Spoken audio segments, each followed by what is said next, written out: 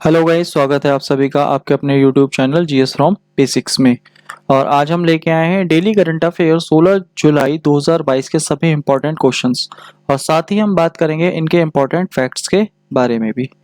तो वीडियो शुरू करने से पहले अगर आपने अभी तक हमारा चैनल सब्सक्राइब नहीं किया है तो प्लीज़ हमारे चैनल को सब्सक्राइब कर लीजिए। आपको ऐसी ही डेली करंट अफेयर की वीडियोज़ यहाँ पर डेली मिलती रहेंगी और साथ ही इसके अलावा वीकली करंट अफेयर भी आपको यहाँ पर अवेलेबल होता रहेगा। तो चलिए गाइस, शुरू करते हैं हमारी आज की वीडियो। तो आज का हमारा पहला क्वेश्चन है, प्रतिवर्ष 14 जुलाई को किस देश में बास्तील दिवस मनाया जाता है? तो बास्तील अगर देखा जाए, बास्तील एक किला है। अब ये जो बास्तील किला है तो ये किला कहाँ पर है? तो ये किला फ्रांस में है और फ्रांस की राजधानी क्या है? पेरिस। अब फ्रांस की राजधानी पेरिस में बास्तील किला है।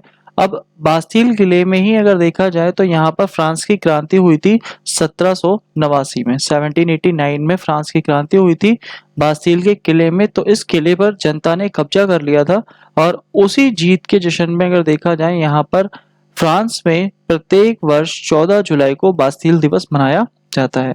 तो फ्रांस में मनाया जाता है। और फ्रांस अगर देखा जाए कौन सी नदी के पास में है? तो पेरिस जो है वो है हमारा अगर देखा जाए सीन नदी के किनारे। और फ्रांस में ही अगर बात आती है तो यूनेस्को का भी मुख्यालय है फ्रांस के अंदर। और फ्रांस के वर्तमान में जो राष्ट्रपति हैं वो है इमैनुअल मैक्रो। और फ्रांस में अगर हम बात करें, जो अभी समिट हुआ था यूएन 2022, तो यूएन का समिट हुआ था तो वो भी फ्रांस में ही हुआ था, उसकी अध्यक्षता फ्रांस ने करी थी। और इसके अलावा अगर हम बात करें एफएटीएफ का अगर देखा जाए तो इसका हेडक्वार्टर भी पेरिस में है। तो ये बातें भी आपको याद रखनी है। और हमारा 2024 का भी जो ओलंपिक होने वाला है 33वां, वो भी हमारा पेरिस में ही होगा। तो पेरिस से काफ़ी चीज़ें इंपॉर्टेंट है, तो ये सभी आपको याद रखनी है। तो ये इससे रिलेटेड इतनी चीज़ें। नेक्स्ट है हमारा अगला क्वेश्चन, हाल ही में रक्षा मंत्री राजनाथ सिंह ने कहां पर पहली आर्टिफिशियल इंटेलिजेंस एंड डिफेंस संगोष्ठी और प्रदर्शनी का उद्घाटन किया है? तो ये इन्होंने किया है नई दिल्ली में। और नई दिल्ली में अगर बात आती है किसकी? आर्टिफिशियल इंटेलिजेंस की। और आर्टिफिशियल इंटेलिजेंस का प्रयोग किसमें होगा? डिफेंस में प्रयोग होगा। और इसी की अगर सेमिनार हो रहा है तो ये कहाँ पर हो रहा है? ये नई दिल्ली में हो रहा है। और नई दिल्ली में क्यों हो रहा है? क्योंकि आज़ादी का अमृत महोत्सव चल रहा है और रक्षा क्षेत्र को बढ़ावा देने के लिए इसमें एआई का प्रयोग किया जाएगा, यानी आर्टिफिशियल इंटेलिजेंस का। और ये हमारे रक्षा मंत्री राजनाथ सिंह द्वारा किया गया है। इसके अलावा अभी हमारा एक हरियाली महोत्सव भी हुआ था जो पर्यावरण मंत्रालय द्वारा शुरू किया गया था। और इसके अलावा पशुपालन मंत्रालय द्वारा अगर देखा जाए पशु स्वास्थ्य मेला भी शुरू किया गया था। और अभी दिल्ली के हमारे नए उपराज्यपाल बने हैं विनय कुमार सक्सेना। तो ये बात भी आपको याद रखनी है। तो दिल्ली के बारे में इतनी चीजें हमें देखनी है। नेक्स्ट हमारा अगला क्वेश्चन, चर्चा में रहा supreme order of the chrysanthemum किस देश का सर्वोच्च सम्मान है? तो supreme order of the chrysanthemum ये जापान का सर्वोच्च सम्मान है। और ये अभी हाल ही में एक बहुत ही बड़े नेता शिंजो अबे की मृत्यु हुई है और उन्हें मृत्यु के पश्चात supreme order of the chrysanthemum award दिया गया है और ये जापान का सबसे प्रमुख अवार्ड है। अब शिंजो अबे की बात आती है तो शिंजो अबे एक बहुत ही अच्छे नेता थे और इन्हें जापान का सर्वोच्च सम्मान मिला। अब भारत में भी अगर देखा जाए, भारत से इनके बहुत अच्छे ताल्लुकात थे। तो भारत में अगर देखा जाए तो 2022 में इन्हें अवार्ड मिला है नेताजी अवार्ड। तो नेताजी अवार्ड 2022 में शिंजो अबे को मिला। 2021 में इन्हें पद्म विभूषण भी दिया गया। 2007 में अगर बात आती है तो 2007 में इन्होंने क्वाड की संकल्पना भी दी थी। और अगर बात आती है भारत और बुलेट ट्रेन का जो समझौता हुआ है भारत का, तो वो भी शिंजो अबे की ही देन है कि भारत में क्या चलेगी? बुलेट ट्रेन चलेगी। तो ये बात भी ध्यान रखनी है। इसके अलावा कुछ और हमारे अवार्ड होते हैं, जैसे पाकिस्तान का है तो पाकिस्तान का है निशान ए पाकिस्तान, वहाँ का सर्वोच्च सम्मान है। लीजन द ऑनर अवार्ड, तो ये हमारा फ्रांस का सर्वोच्च सम्मान है। जायद पदक, ये संयुक्त अरब अमीरात का है जो प्रधानमंत्री नरेंद्र मोदी को मिला है। अगर हम बात करें अमानुल्लाह खान अवार्ड, तो ये अफगानिस्तान का है, ये भी हमारे प्रधानमंत्री को मिला है। तो ये सभी अवार्ड अगर देखा जाए, और लीजन द ऑनर अवार्ड ये लता मंगेशकर को मिला था। तो ये कुछ अवार्ड हैं, फ्रांस का है, यूएई का है और हमारा अफगानिस्तान का है। तो ये कुछ प्रमुख अवार्ड हैं जो हमारे भारतीय लोगों को मिले हैं और भारतीयों ने भी दिए हैं। तो जैसे नेताजी अवार्ड है ये शिंजो अबे को दिया है और शिंजो अबे को अब कौन सा मिला है? Supreme order of the chrysanthemum. तो ये अवार्ड। नेक्स्ट है अगला क्वेश्चन, हाल ही में किस राज्य सरकार ने अर्न विद लर्न योजना शुरू की है? तो ये त्रिपुरा राज्य सरकार ने शुरू करी है क्योंकि कोरोना के टाइम पे स्कूलों में काफ़ी ज़्यादा दिक्कत हो गई थी और ऑनलाइन पढ़ाई शुरू हो गई थी, तो इसी वजह से अर्न विद लर्न मतलब सीखने के साथ साथ आप पैसे भी कमा सकते हैं। तो इसके अंतर्गत स्वयंसेवियों को लगाया जाएगा, जिन्हें 500 रुपये भी मिलेंगे पर स्वयंसेवी को। और इस योजना का जो शुभारंभ हुआ है वो स्कूल चलो अभियान के तहत हुआ है, और स्कूल चलो अभियान जो शुरू हुआ था वो उत्तर प्रदेश की श्रावस्ती से शुरू हुआ था। और अब यहाँ पर त्रिपुरा सरकार ने अर्न विद लर्न योजना शुरू की है। और त्रिपुरा की अगर बात चलती है तो अभी यहाँ एक महोत्सव भी बनाया गया था, खारची महोत्सव, जिसमें पृथ्वी के सभी देवी देवताओं की पूजा होती है। और इसके अलावा त्रिपुरा की एक भाषा है कोक बरोक, तो वो त्रिपुरा की भाषा है, ये भी आपको याद रखना है। और त्रिपुरा में ही अभी एक नया महाराजा वीर विक्रम सिंह टर्मिनल अगरतला में शुरू किया गया है, तो वो बात भी आपको ध्यान रखनी है, नया एयरपोर्ट बना है।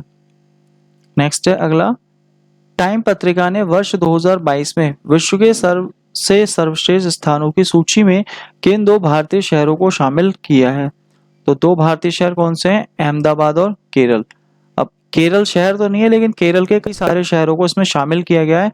अब केरल को क्यों शामिल किया गया है? क्योंकि वहां पर अगर देखा जाए एनवायरनमेंट यानी पर्यावरण की दृष्टि से जो टूरिज्म है काफी अच्छा है।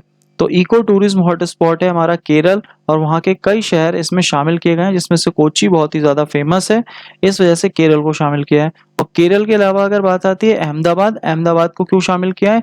क्योंकि यूनेस्को की श्रेणी में पहला शामिल होने वाला शहर अगर कोई था तो वो कौन सा था? अहमदाबाद था। और अहमदाबाद अगर देखा जाए यहाँ पर दांडी यात्रा भी हुई थी, तो इसी वजह से अहमदाबाद वैसे भी फेमस है। और अहमदाबाद के बाद दूसरा अगर कोई शहर ऐड हुआ था तो वो हुआ था जयपुर। अहमदाबाद पहला शहर है, इस वजह से इसे ऐड किया गया है।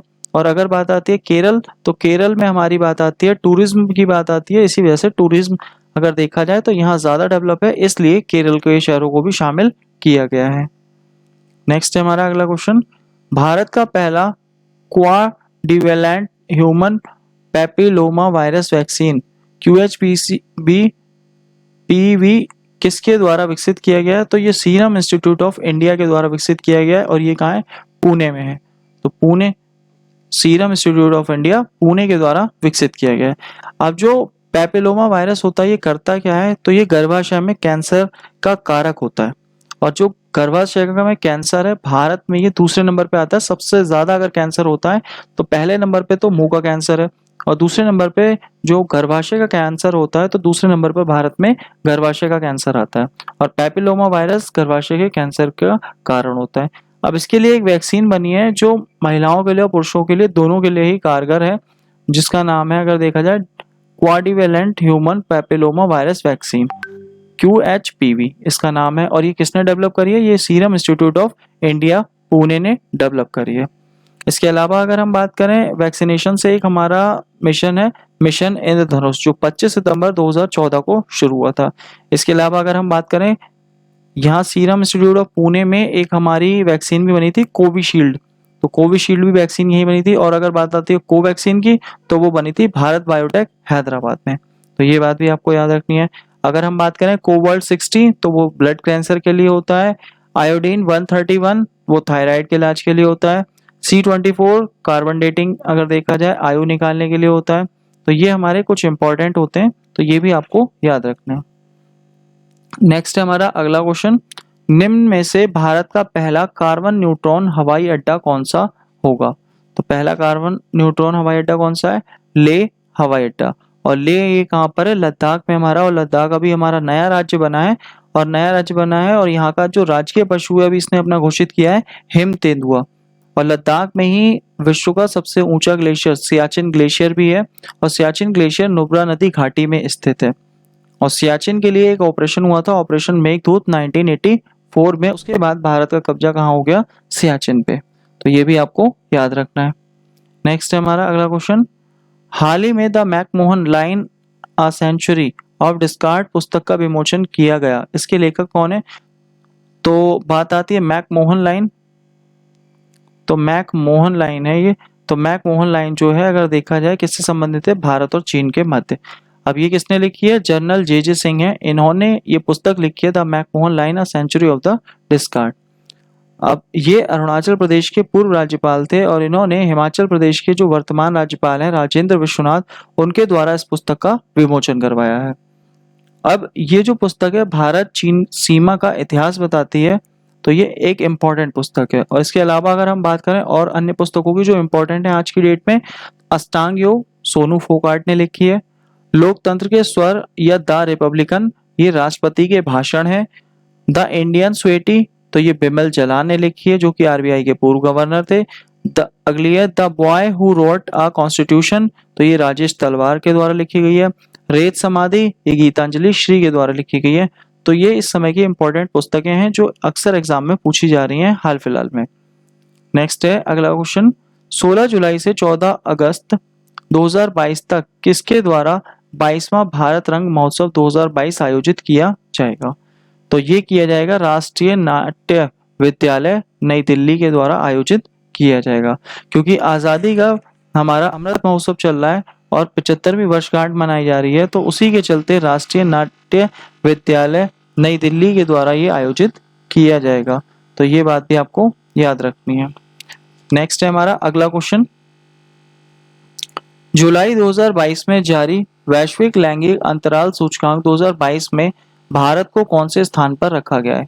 तो वैश्विक लैंगिक अंतराल की अगर बात आती है, मेल और फीमेल की बात चलती है कि यहाँ पर कितना दोनों में अंतर है। तो भारत में ये अंतर अगर देखा जाए कौन से स्थान पर है, 135वें स्थान पर। तो पहले स्थान पर है, फर्स्ट नंबर पे है आइसलैंड। और अगर बात आती है सबसे लास्ट है हमारा 146 पे अफगानिस्तान। और अगर भारत की बात आती है तो भारत कौन से नंबर पे, 135वें नंबर पे है। तो ये बात भी आपको याद रखनी है, पहला है आइसलैंड और 146 पर है अफगानिस्तान।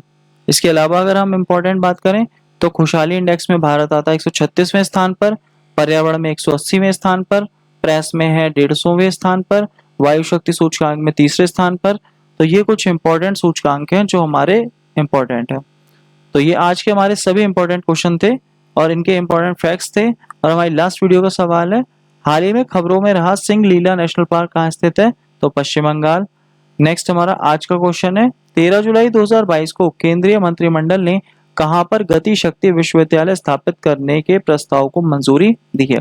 तो इसका आंसर आपको हमारे कमेंट बॉक्स में देना है। और साथ ही आज की पीडीएफ फाइल आप हमारे टेलीग्राम ग्रुप, व्हाट्सएप ग्रुप या फिर हमारे डिस्क्रिप्शन बॉक्स में लिंक दिया हुआ है, आप वहां से डाउनलोड कर सकते हैं।